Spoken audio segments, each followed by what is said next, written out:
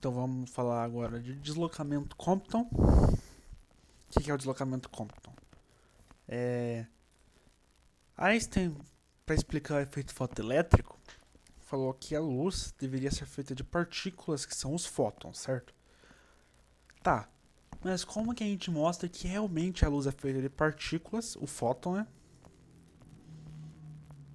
O fóton.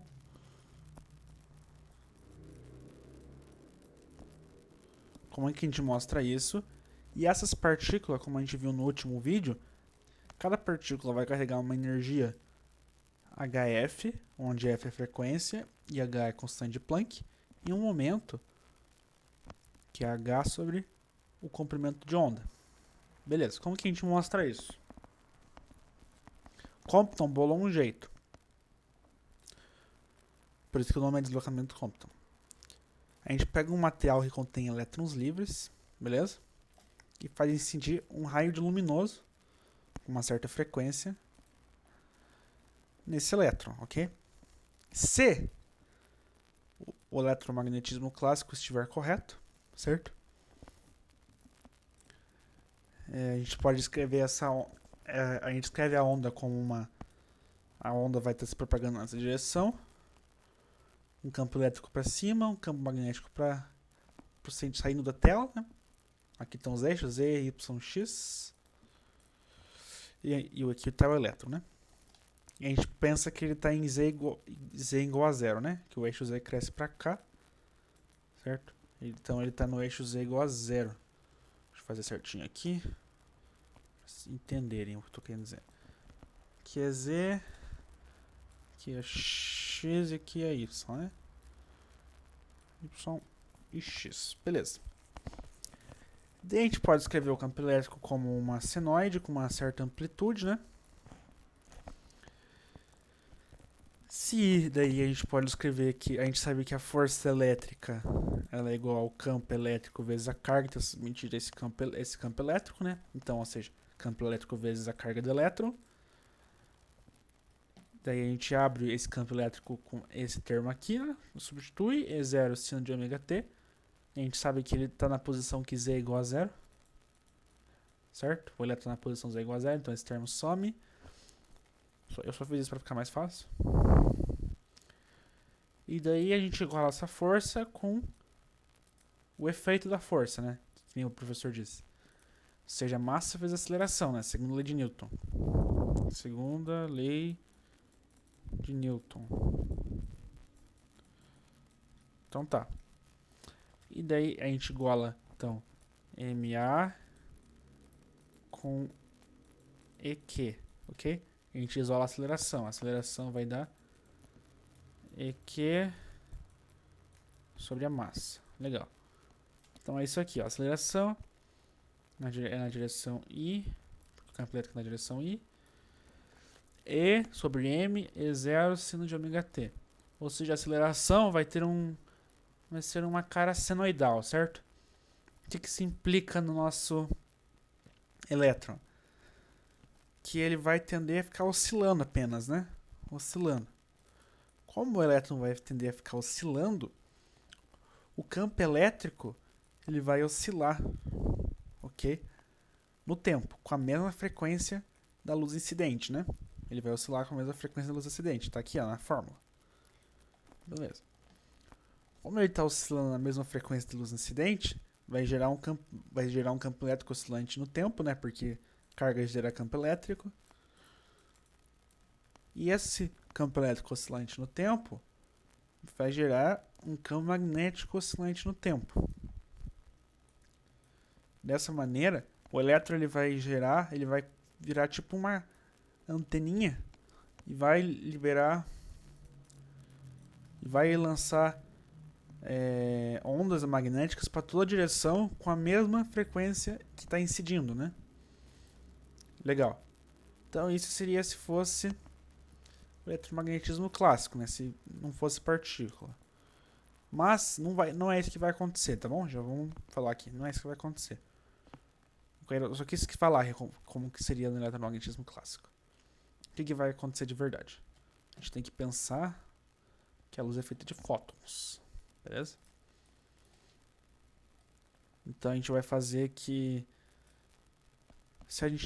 que o fóton que vai atingir o elétron, onde está o desenho aqui? Aqui, ó.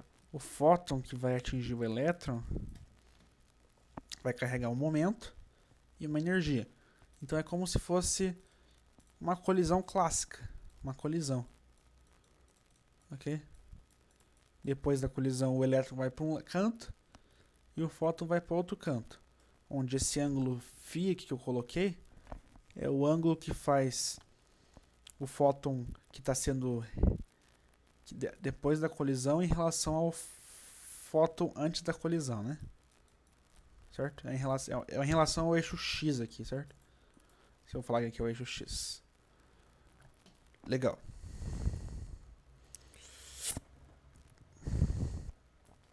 Então a gente pode usar as leis básicas da física, né? Conservação de momento, que tem que sempre valer, e conservação de energia. Energia antes igual a energia depois. Energia final. Ah, tá. Energia final. E o momento inicial tem que ser igual ao momento final. A gente sabe que o momento inicial é o momento do fóton inicial e o momento final é o momento do fóton final, mas o momento do elétron final, né? Porque inicialmente o elétron está parado, né? Então ele não tem momento. E a energia inicial é a energia do fóton inicial, né? Que é HF. Energia do fóton inicial. HF, frequência inicial. Mais a energia do elétron inicial. Daí você vai falar, ué, mas ele está parado, ele não tem energia, né? Lá na relatividade, existe a energia, né? Que a energia, eu deduzi essa equação aqui no meu último vídeo de relatividade, né? Era lá do triângulo relativístico. Que a energia de uma partícula, a energia dela total ao quadrado é igual a energia de repouso ao quadrado, mas o momento vezes a velocidade da luz, tudo ao quadrado. Isso aqui é o módulo do momento, né? Como no início o elétron não está parado, ele tem momento igual a zero, certo? E a energia dele é puramente a energia de repouso dele, ok? Onde a energia de repouso é mc², né? Aquela relação de Einstein famosa. Então, beleza. Então, vai ser só a energia do fóton e a energia de repouso do elétron. E depois, vai ser a energia final do fóton, vai ter uma outra frequência. A gente quer ver se vai ter outra frequência, né? Mas eu já falei, eu falei que se é frequência final. A gente não sabe se vai mudar ou não ainda. A gente vai ver pelas contas. Energia do fóton final. Mas a energia final do elétron, né? Que é basicamente, eu isolei essa equação aqui de cima, né? Que o E vai ficar uma raiz aqui, né? Se eu tirar esse quadrado aqui, fica uma raiz aqui, né? Então foi isso que eu fiz. E aqui é o momento do elétron, né? Legal. Então agora eu vou brincar com essa equaçãozinha aqui, ó, dos momentos. Se eu fazer aqui um diagrama dos momentos, eu sei que a somatória dos dois momentos finais tem que ser exatamente igual ao momento inicial, né? Então, beleza. Onde aqui é o ângulo φ, que é o ângulo de espalhamento, né? Então, se eu escrever aqui esse momento mais esse momento, mais esse momento, o momento do elétron, tem que dar o momento inicial do fóton, certo? Essa aqui é aquela regra do paralelepípedo, né? De somar momentos. Então eu obtenho essa seguinte relação aqui, certo? Se eu usar a lei dos cossenos para escrever o momento do elétron final, certo? Onde a lei dos cossenos é se eu tenho um ângulo θ aqui, aqui é B, aqui é A e aqui é C, eu posso escrever A como b² mais c² menos 2bc cosseno de θ. Lei dos cossenos, né? Então, vou usar a lei dos cossenos aqui. E vou escrever aqui o momento do elétron final é esse cara ao quadrado, mais esse cara ao quadrado, menos 2, esse vezes cosseno de φ, né? Vezes o cosseno de φ. Legal. Perceba que são os módulos, né? Não é mais vetorial. Legal. Isso aqui é o quadrado, né? Fantástico. Procura lá na Wikipedia lei dos cossenos, certo? Se precisar. E daí eu pego esse momento do elétron aqui ao quadrado e substituo aqui, ó, porque esse cara aqui eu posso abrir com momento do elétron ao quadrado vezes velocidade da luz ao quadrado. Então eu substituo aqui. No momento que eu substituir aqui, eu vou obter a mesma equação, e o zero ao quadrado com todo aquele termo substituído aqui, ó, certo? E perceba que eu posso substituir HF, eu sei que HF é H sobre C sobre lambda. E H sobre lambda é o momento do fóton, né?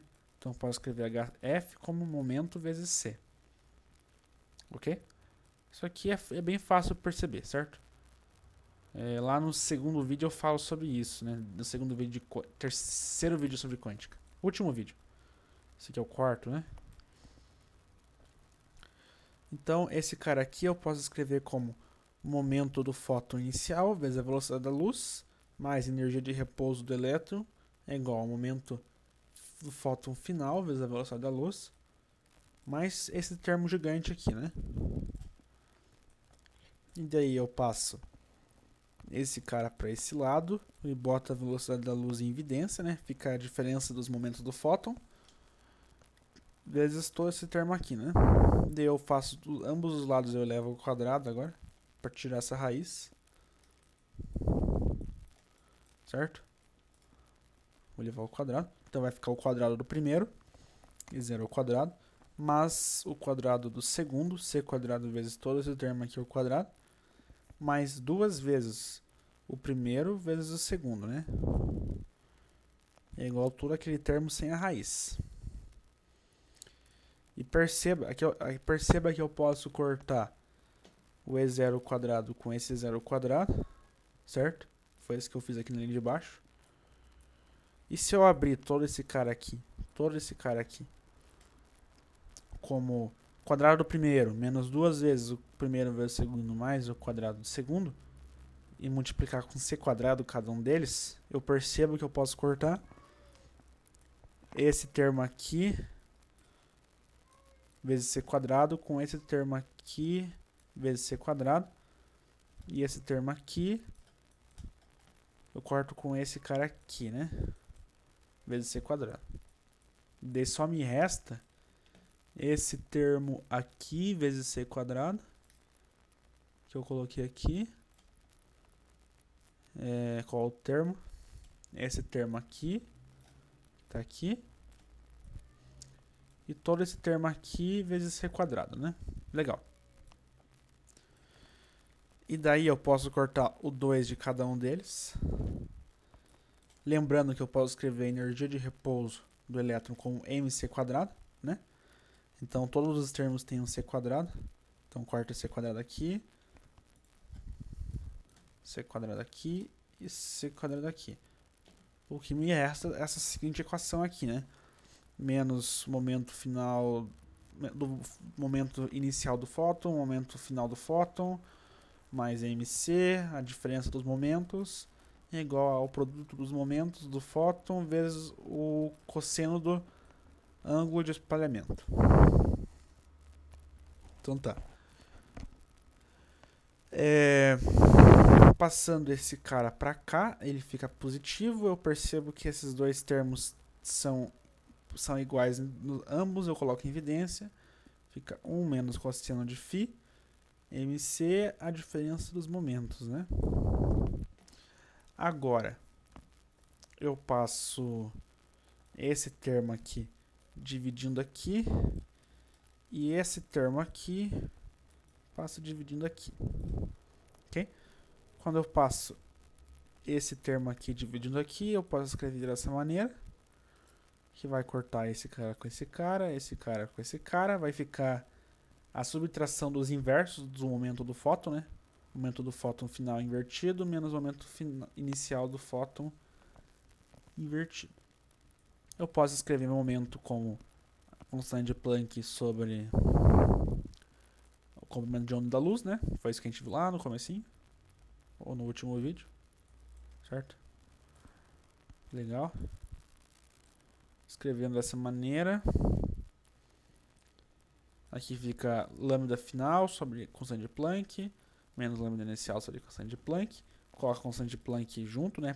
Eu posso fazer a subtração porque ó, o divisor é o mesmo. E tudo isso aqui vai ser igual a esse termo aqui, divididos por MC. Foi isso que eu fiz aqui, certo? Então, finalmente, a gente obtém a equação do deslocamento Compton, que é a diferença dos comprimentos de ondas vai ser a constante de Planck sobre a massa sobre a velocidade da luz, 1 menos o cosseno do ângulo de espalhamento. Então, essa aqui é a equação do deslocamento Compton, tá? Isso aqui a gente conseguiu deduzir. Legal. A gente percebe que o deslocamento final, ou quer dizer, o comprimento de onda final, vai ser o quê? O comprimento de onda inicial mais a constante de Planck sobre massa vezes velocidade da luz 1 menos o cosseno do ângulo de espalhamento. Ou seja, o comprimento de onda final do fóton, da luz, que vai ser refletida depois da colisão, ela não depende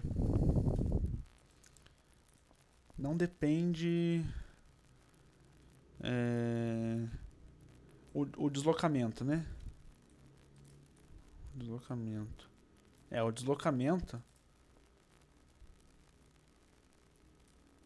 Vou colocar o deslocamento aqui mesmo. Melhor. Ela não depende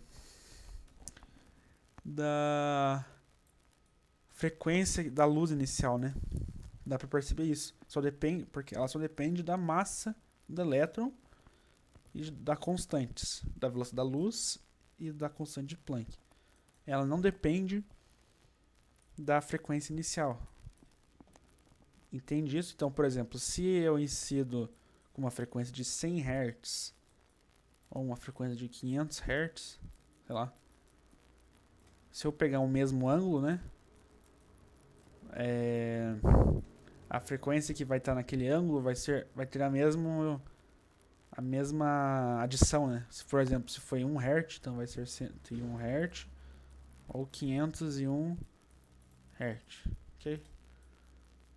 Enfim, era isso que eu ia mostrar. Só depende do ângulo que eu escolha, pro ângulo que eu tô olhando, né?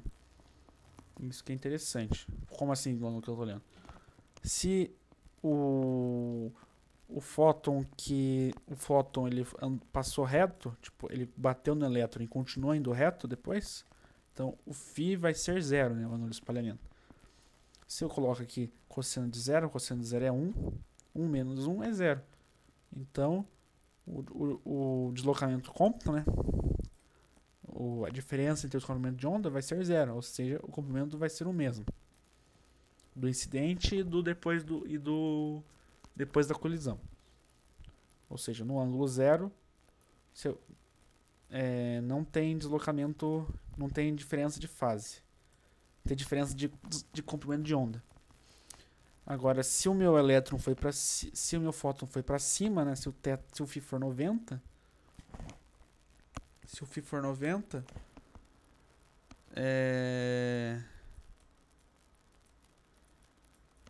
o cosseno de 90 é 0 e o deslocamento vai ser h, a constante de Planck, sobre massa vezes velocidade da luz. Ou seja, se o meu fóton foi para cima. E se o meu fóton voltar, ou seja, se o for 180, ou seja, se ele bater e voltar, ângulo 180, o novo comprimento de onda, o deslocamento do comprimento de onda vai ser o dobro. Esse aqui, você percebe que esse aqui é o máximo deslocamento Compton, o máximo deslocamento de comprimento de onda que pode ter é esse aqui. Ok? Você percebe que não depende da... Como eu falei, não depende da frequência, né? Interessante, né? Então, pera aí que eu vou preparar um grafiquinho aqui e já volto.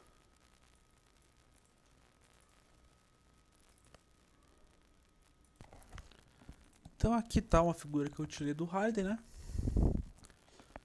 Você percebe que quando o espalhamento é... Quando a gente olha no Figo a zero, né?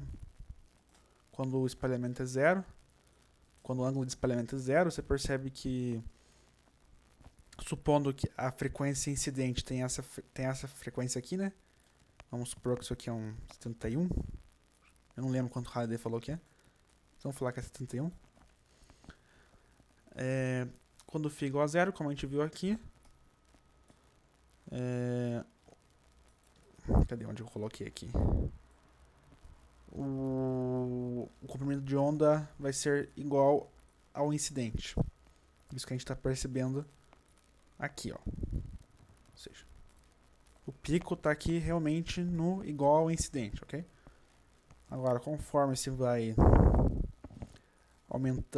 vai vendo em outros espalhamentos maiores,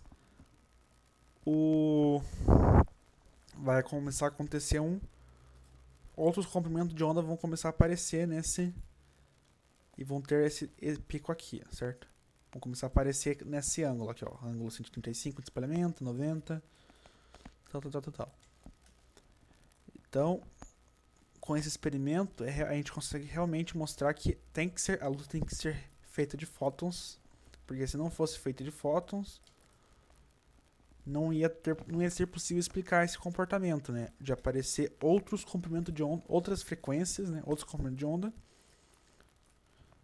depois da interação da luz com o elétron, né? Que a gente pode entender, quando é feito de fótons, a gente pode entender como se fosse uma colisão, né? Tá, e você vai dizer, tá bom, mas eu ainda vejo um pico aqui quando o comprimento de onda é 71 ainda, não importa o ângulo. Sim, é verdade. Mas esse outro pico aqui a gente explica devido aos elétrons presos no átomo, ok? Elétrons presos no átomo. Beleza? Se os elétrons estão presos, ele não vai... se houvesse uma colisão, ele ia ficar preso ali ainda, né? Então, ele não vai sair voando. Então, esse cara preso ao átomo, porque a gente pegou um material que possui elétrons livres, né? Mas também tem elétrons presos ao átomo ali, a eletrosfera. E quando o campo elétrico passar ali nesse elétron, o que ele vai fazer? Ele vai fazer ele oscilar, igual a gente viu ali na explicação antiga. E ele vai funcionar como uma antena. Ok? E ele vai emitir exatamente na mesma frequência da onda incidente. Mas isso aqui é devido aos elétrons presos. O que é interessante é esse outro pico aqui, tá? Legal? Então esse foi o vídeo de deslocamento Compton. E nós vamos, no próximo vídeo, parar de falar de fóton e vamos falar de onda de matéria. Ok? Isso é para o próximo vídeo. Espero que tenham gostado desse. E até o próximo vídeo. Qualquer dúvida, deixe nos comentários.